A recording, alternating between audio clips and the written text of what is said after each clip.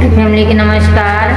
मैं जा रही हूँ एक श्री चर्चा भजन सुनाने। अगर आप लोग का अच्छा लगे तो चैनल पर लाइक सब्सक्राइब जरूर कर लेना। कमेंट में हर हर महादेव लिख देना। बोल के गमछिया में बान में भांगिया, गुरु के गमछा में बान दे अब बानब भांगिया।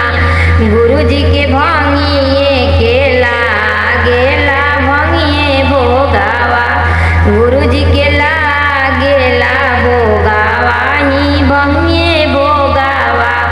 गुरु जी ना खानी खोआ मिठैया भोगावा, गुरु जी ना खानी भांगिए ही खानी भोगावा।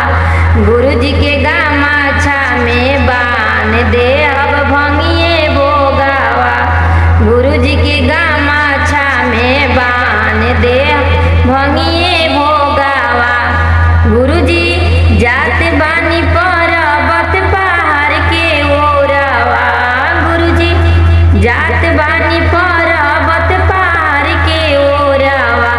गुरु जी के गमछा में बान दे अब भांगिए भोगावा, गुरु जी के गमछा में बान दे अब भांगिए भोगावा।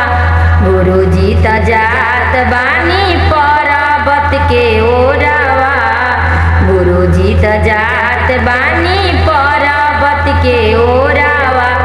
गुरु जी के चाही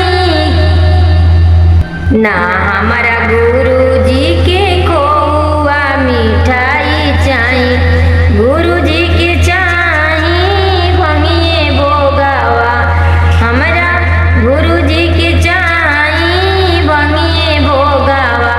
गुरु जी जात बानी पर्वत के ओरवा, पर्वत पहाड़ पर गौरानी मैया, पर्वत पहाड़ पर गौरानी मैया।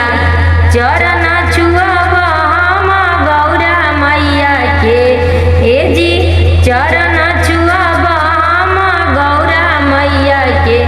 शिव के बान दे अब गमछा में भांगिए